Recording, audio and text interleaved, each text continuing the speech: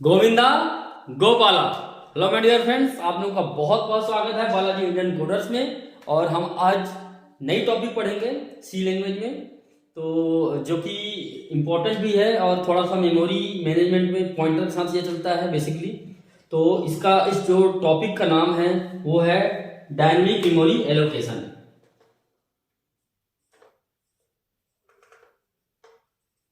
Dynamic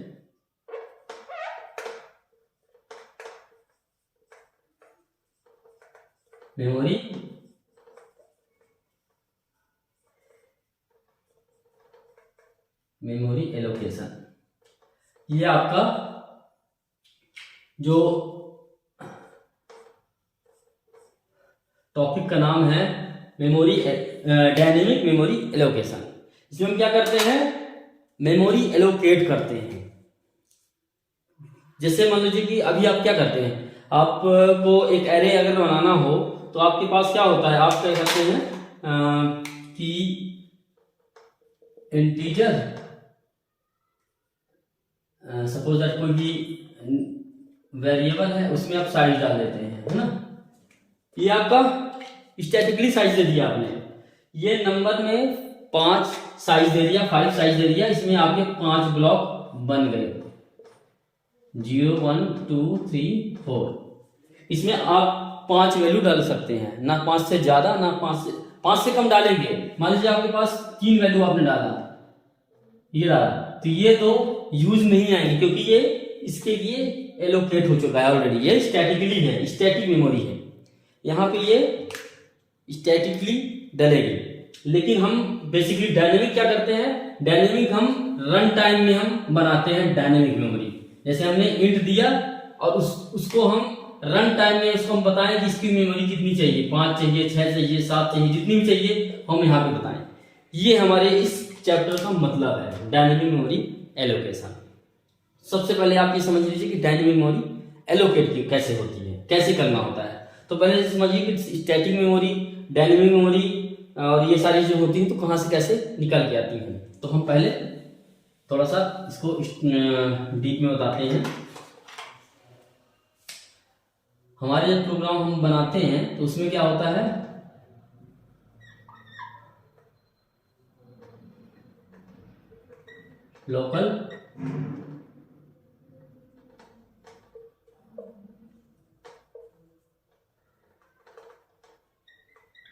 local variables, उसके बाद क्या है हमारा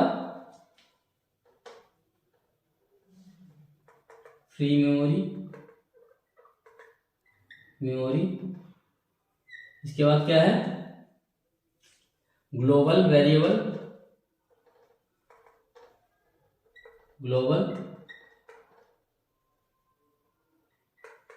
ग्लोबल वेरिएबल। उसके बाद क्या करते हैं हम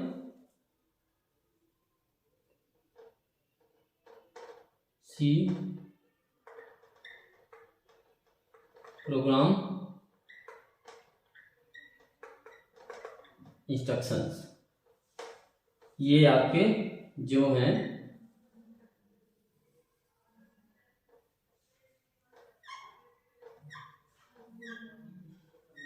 ये आपकी 4 हैं, ठीक है।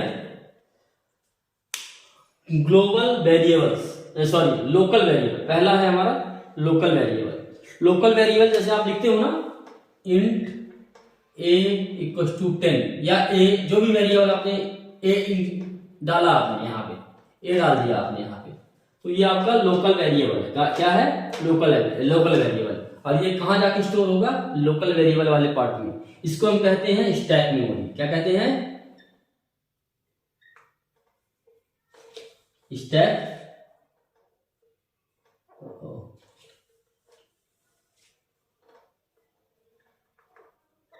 मेमोरी।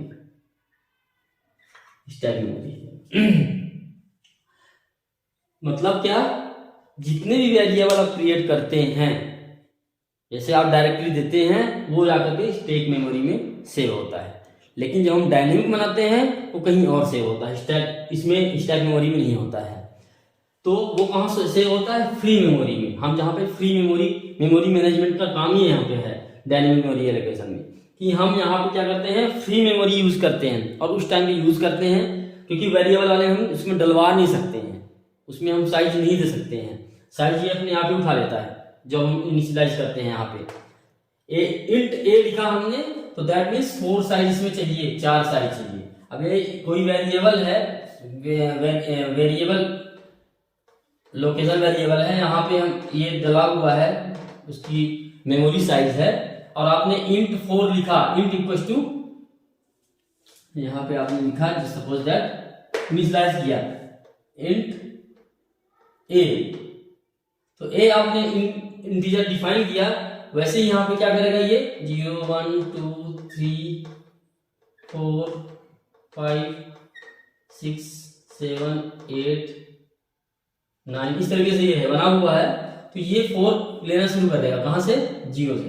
तो ये 4 जो है 4 बाइट्स, ये 4 बाइट्स ये एक्यूपाई कर लेगा ए, ये पूरा का पूरा एक्यूपाई कर लेगा, ए ले लेगा ये। अब आप यहां पे लिख लीजिए अगर कैर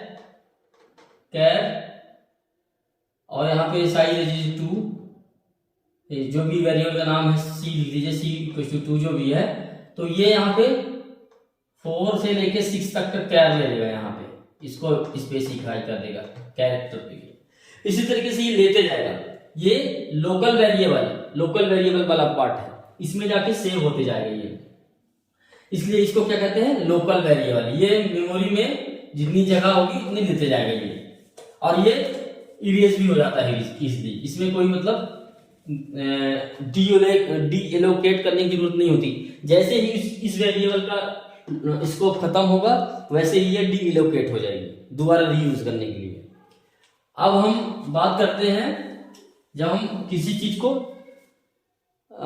मेमोरी देते हैं, मतलब हम फोर्सफुली मेमोरी बनाते हैं, उस मेमोरी को क्या कहते हैं हम, heap memory.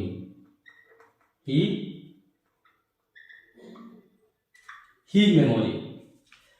Memory C language में तो अभी कम से कम यूज कर रहे हैं, लेकिन आप जब आगे दूसरी और लैंग्वेजेस पढ़ेंगे जिसमें ऑब्जेक्ट ओरिएंटेड आ जाती है, वो सारे के सारे हीप मेमोरी में जाके यूज होते हैं, जहां पर आप ऑब्जेक्ट या आप क्लास के ऑब्जेक्ट बनाते हैं जितने भी, क्योंकि ऑब्जेक्ट ओरिएंटेड है वो ऑब्जेक्ट के थ्रू चलते हैं, तो वहां पे सारे के सारे हीप यूज होता है। कुछ समय जहां पे हम छोटे मोटे वेरिएबल डिफाइन करते हैं कैलकुलेशंस के लिए या ऑपरेशंस के लिए, वो जाके स्टैक में होते हैं, नहीं तो सारे सारे हीप में। तो मतलब उसमें क्या होता है, हीप में क्या होता है कि मेन चीज जो फ्री मेमोरी है हमारे पास, वो हमने एलोकेट किया है, तो उसको डी एलोकेट करना भी जरूरी है। वो अपने आप जो है तो ऑक्यूपाई करके रखेगी उसको, वो उसको बिजी करके रखेगी उस मेमोरी को, वो छोड़ेगी नहीं, आपको दोबारा यूज करने के लिए देगी नहीं जब तक कि आप उसको डी एलोकेट नहीं करोगे, जब तक आप उस मेमोरी को फ्री नहीं करोगे। जैसे कि सपोज दैट आप ये मान के चलिए कि आपका एक घर है, उस घर में 4 कमरे हैं, ठीक है ना, और एक बाहर का बरामदा है सपोज दैट, उसमें जो है तो वो स्टैक मेमोरी है, बाहर का बरामदा जो है तो स्टैक मेमोरी है। उसमें क्या है कि कोई भी चीज ले आओ, रखा हुआ है, कोई जरूरत नहीं है, दिख नहीं रहे हैं, जब जरूरत होगी तो उसको निकाल के बाहर फेंक देंगे, जरूरी नहीं है, ठीक है ना। उसमें हमें बरामदे में जो रखते हैं तो उसको बेसिकली वैल्यूएबल चीजें नहीं होती हैं, खासतौर पर वो आई और चली गई। लेकिन जब हम अपने घर के अंदर 4 रूम्स में आते हैं, 4 रूम्स के अंदर हम कहीं पे कुछ सामान रखे रहे होते हैं, तो वो सामान तब तक वहां पड़ा रहेगा चाहे जिसकी जरूरत हो या ना हो। सपोज दैट आपने यहाँ पे एक अलमीरा रख दिया है कमरे में, उस अलमीरा की जरूरत नहीं है, लेकिन जब तक आप उसको हटाओगे नहीं तब तक वो उस जगह लेके रखेगी उसमें। तो इसी तरीके से ये फ्री मेमोरी वाली जो पार्ट है, आपका जो मेमोरी बना हुआ है उसमें है, सपोज दैट इसमें मेमोरी है, ठीक है ना, इसमें आपने यहां से लेकर के यहां तक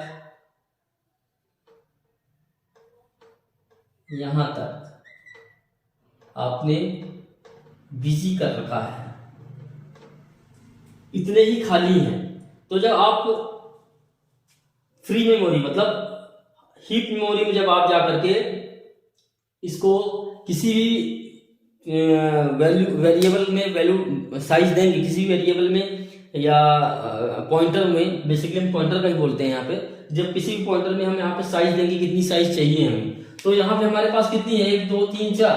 तो अगर पॉइंटर हमारा इंटीजर है और एक ही वैल्यू लेगा ये, तो 4 तो ठीक है, 4 हम यहां से असाइन कर देंगे यहां तक, ठीक है ना, यहां तक। लेकिन अगर वो फ्लोट आ गया, अब यहाँ पे फ्लोट के लिए तो जगह है नहीं, केवल इंटीजर और कैर के लिए है, तो फ्लोट आ गया तो स्टैक मेमोरी ओवरफ्लो कर देगा, हीप मेमोरी ओवरफ्लो, इसको कहते हैं हीप मेमोरी। अगर ज्यादा होता है तो ओवरफ्लो,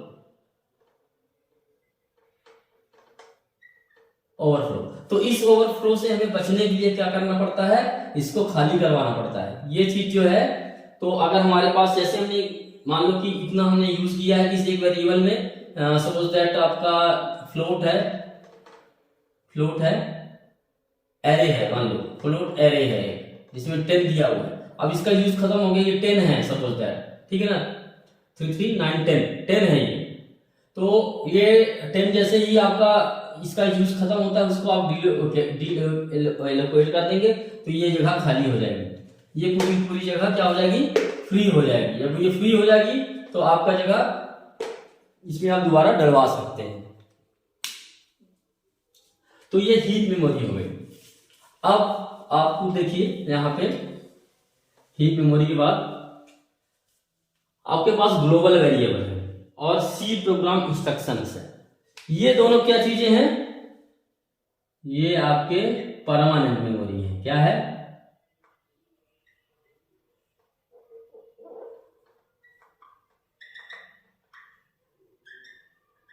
परमानेंट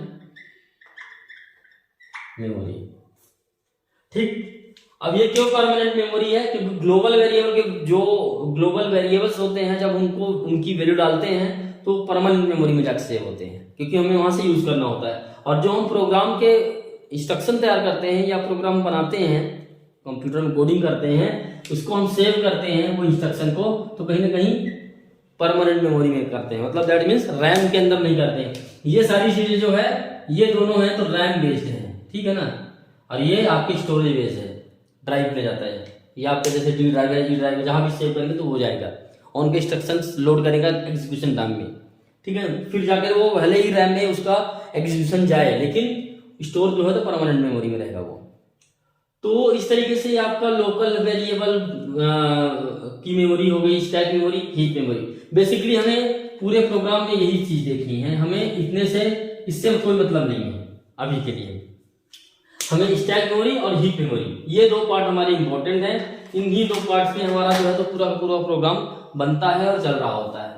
अभी आप जो है तो इसका क्या देखे हैं, लोकल वेरिएबल मैंने बताया आपको, जब हम इंटीजर फ्लोट दे करके डायरेक्ट लिख देते हैं ना, यहाँ पे जैसे हमने लिखा इंट ए बी, तो ये यहाँ पे इंटीजर का डायरेक्ट ये लोकल में चला जाएगा। अगर हमने लिखा इंट पॉइंटर पी, ये कहां जाएगा, इसमें जब हम स्टोर करवाएंगे वैल्यू तो ये फ्री मेमोरी के अंदर चला जाएगा सीधा, ठीक है ना। ग्लोबल वेरिएबल और लोकल इंस्ट्रक्शन जो आप लिखते हैं, मेन वॉइड जो भी लिखते हैं आप, इंस्ट्रक्शन लिखते हैं, प्लस का माइनस जो भी प्रोग्राम बनाते हैं वो सारे सारे परमानेंट स्टोरेज में आते हैं। तो programme instruction global variable is called the static memory, इसको हम स्टैटिक मेमोरी भी कहते हैं। ये स्टैटिक मेमोरी है आपका, ठीक है ना, ये चेंज नहीं होती है, ठीक। फिर आपका जो है heap memory is allocate memory, हम इसको एलोकेट करते हैं। हीप मेमोरी में एलोकेट करना पड़ता है और डी एलोकेट करना पड़ता है। हीप मेमोरी वाले में हमें एलोकेशन देना पड़ता है और डी एलोकेशन देना पड़ता है, जो कि हमें पढ़ना है डायनेमिक मेमोरी एलोकेट। यही हमारा पार्ट है हीप मेमोरी का। स्टैक हमने पढ़ लिया है, हमें स्टैक में कुछ काम नहीं करना है, बस हमें फ्री मेमोरी का यूज करना है। जो हमारे पास मेमोरी फ्री है उसे ही हमें यूज करना है। और इसमें सबसे बड़ी प्रॉब्लम जो होती है क्या होती है, अगर मेमोरी मैनेजमेंट अच्छे से नहीं कर रहे हैं तो हमारा स्टैक ओवरफ्लो कर देता है, हमारा जो है तो मेमोरी ओवरफ्लो हो जाता है फ्री मेमोरी का, और वो आगे प्रोग्राम को एग्जीक्यूट नहीं होने देता है। जब आपका फ्री हो जाएगा तो आपके आगे प्रोग्राम आपका एरर देके बाहर निकल जाएगा कि आपका मेमोरी फुल हो चुका है। तो हमें मेमोरी को कंज्यूम भी करना है और उसे फ्री भी करना है, दोनों चीजें करनी है अपने को, तभी जाकर के हमारा क्या होता है, इसमें मेमोरी का मैनेजमेंट होता है। अदरवाइज अगर मेमोरी आप फ्री नहीं करोगे तो आपका चाहे जितना भी बड़ा हार्ड डिस्क है आपका, चाहे जितना भी आपने ज्यादा रैम ले रखा है आपने, लेकिन वन टाइम ऐसा आएगा कि जिसमें आपका सब कुछ फुल हो जाएगा, और फ्रीज कर देगा आपके सिस्टम को, डेडलॉक कर देगा, आपका चलने नहीं देगा इवन। तो इसलिए आपको इसमें जो है तो खास तौर पर पूरा ध्यान देना है इस पार्ट पे, फ्री मेमोरी वाले पे। इसमें हम हीप मेमोरी जिसको कहते हैं, इसको हमें बनाना भी है और डीएलोकेट क्रिएट भी करना है, डीएलोकेट भी करना है, दोनों चीज करनी है। तो अब हम देखते हैं, हम फ्री मेमोरी वाले पार्ट को चलते हैं, ठीक है। तो हमारे पास जो है तो मेमोरी मैनेजमेंट करने के लिए 4 ऑप्शंस हैं, 4 ऑपरेशंस हैं, ठीक है। हमारे पास जो है तो क्या है, 4 ऑपरेशंस हैं, टाइप्स जो हैं।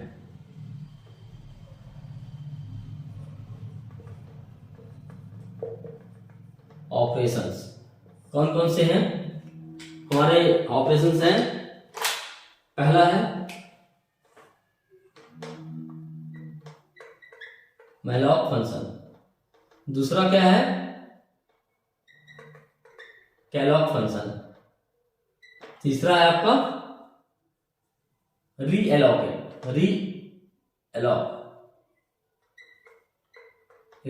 फंक्शन, और चौथा है फ्री।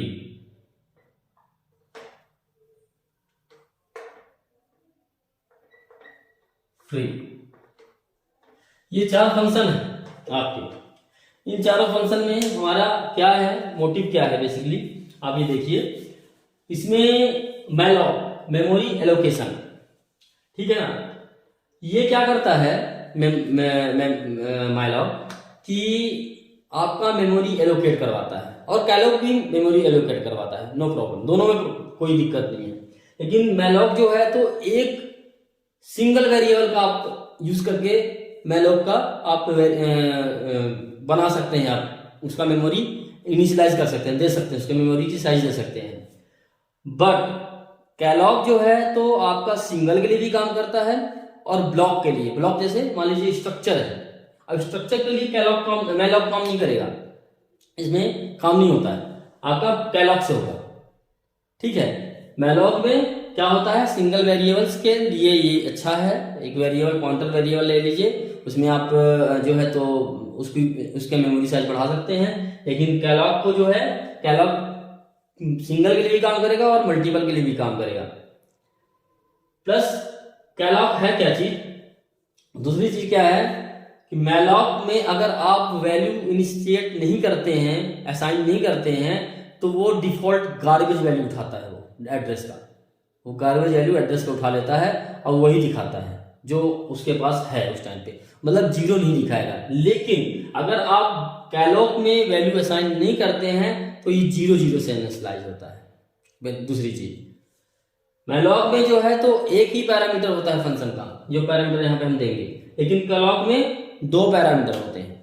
तो इसका आपको मैं एग्जांपल करके भी दिखाऊंगा, अभी नेक्स्ट क्लास में इसका थोड़ा सा मैं एग्जांपल करके लिख के बताऊंगा, ड्राई रन करके दिखाऊंगा, उसमें आपको ये दिखेगा दोनों में डिफरेंस कि मैलॉक और कैलॉक है क्या चीज। लेकिन यूज होते हैं किसी के लिए, मेमोरी एलोकेशन के लिए। रीअलॉक इसमें क्या होता है, रीअलॉक फंक्शन जो है तो जैसे आपने मेमोरी दे दी है, लेकिन आपको बीच में ऐसा लगा कि कहीं पे कम पड़ेगी मेमोरी, तो आप उसी को फिर से मेमोरी एक्सटेंड कर दो, इसी में रीएलोकेट कर दें। या फिर आप दूसरे वेरिएबल में एक लेकर के और उसमें जो है तो इसको दुगना साइज बना दें, मतलब उसी से स्टार्ट हो लेकिन आगे चल करके और एक्सटेंड हो जाए। 5 की साइज है, 5 की साइज आपने दे रखा है मेमोरी का, और आप चाहते हो कि ये 3 और बढ़ जाए, तो a=5 है ही, तो a लिखेंगे और 3 उसके साथ एक्सटेंड कर देंगे। मैं आपको इसके जब सिंटेक्स पढ़ाऊंगा बताऊंगा, उस टाइम पे इसके हम यूज करेंगे। और फ्री में हम फ्री करते हैं। तो यहाँ पे जो है तो आपका क्या है, अब यहाँ पे जो आपके चारों मेथड्स हैं, आप यहाँ पे आप इसको थोड़ा सा देखिएगा, हम इसके क्या लिखते हैं, सिंटेक्स लिखते हैं। सिंटेक्स में क्या है, वॉइड, सारे रिटर्न क्या करेंगे, वॉइड ही रिटर्न करेंगे। सिग्नेचर है इसके, जो सिग्नेचर हम लिख रहे हैं तो क्या है, वॉइड, फिर लिखते क्या है, मैलॉक। मैलॉक लिखने के बाद क्या लिखते हैं, साइज ऑफ, और इसमें अंदर क्या डालते हैं, डेटा टाइप।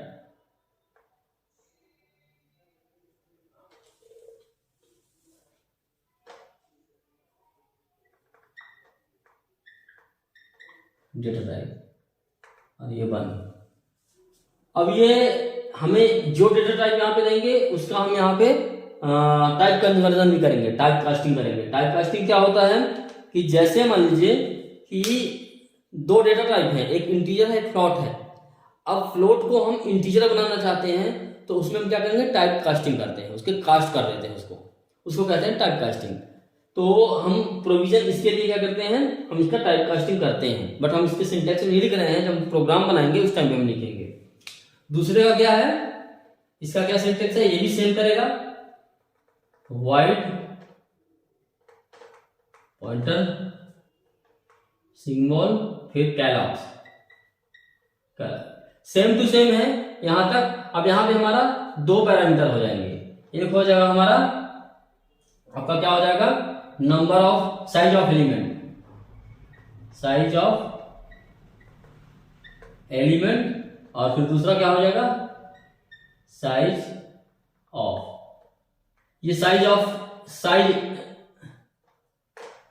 एलिमेंट लिख दीजिए, अगर ऑफ लिखेंगे तो कीवर्ड हो जाएगा, तो साइज एलिमेंट साइज इस तरीके से लिख दीजिए, एलिमेंट साइज, ऐसा ठीक है, एलिमेंट साइज।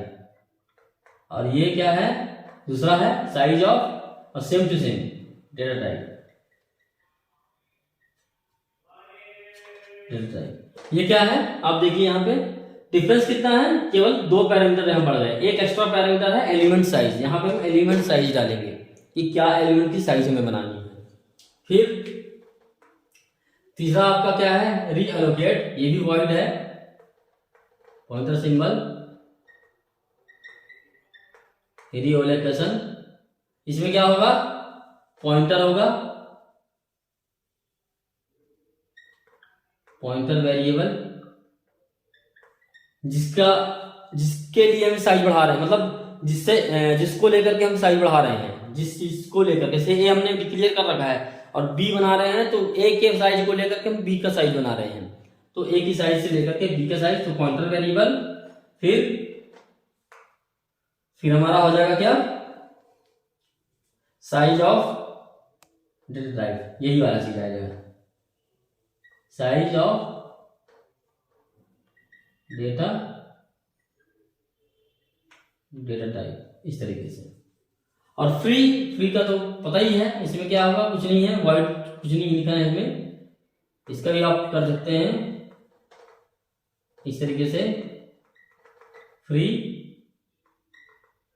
पॉइंटर वेरिएबल, ये आपकी 4 जो हैं कंप्लीट हैं, मैलॉक, कैलॉक, रीएलॉक और फ्री से हमारा मेमोरी फ्री हो जाता है। तो ये 4 इसके ऑपरेशंस हैं, इन 4 ऑपरेशंस को जो है तो करना होता है हमें किसी भी मेमोरी मैनेजमेंट में, डायनेमिक मेमोरी अगर हम बना रहे हैं तो उसको यूज करने के लिए इन चीजों को। इसका हम नेक्स्ट क्लास में क्या करेंगे, छोटा सा प्रैक्टिकल दिखाएंगे और फिर उसका हम लैब प्रैक्टिस करवा देंगे, तो जिससे आपका थोड़ा सा ये बेसिक्स क्लियर हो जाएंगे और आप इसमें पूरी तरीके से आप इसको समझ पाएंगे कि क्या होता है। तो गाइस इसमें आपको जो समझ नहीं आया होगा इस वीडियो में, जो भी नहीं समझ में आ रहा होगा, आप मुझे कमेंट करके बताइएगा और मैं ट्राई करूँगा कि आपको उसको मैं समझा सकूँ, कि अगर कहीं पे गड़बड़ हो रहा है या कहीं पे आपको ऐसा लग रहा है कि इसमें क्लास में कोई कमी है तो भी बताइएगा, सजेशन बताइएगा कि कहीं पे छूट रही हो कोई चीज़ें, और अगर आपको लग रहा है कि सही है, अच्छा लग रहा है तो भी बताइएगा, और समझ नहीं आ रहा है तो भी बताइएगा। सभी का कमेंट देख करके मेरे को समझ में आएगा कि आपको कितना समझ में आ रहा है, कितना नहीं आ रहा है। तो गाइस हम नेक्स्ट वीडियो मिलते हैं, तब तक के लिए थैंक यू, और हम नेक्स्ट क्लास मिलते हैं, बाय।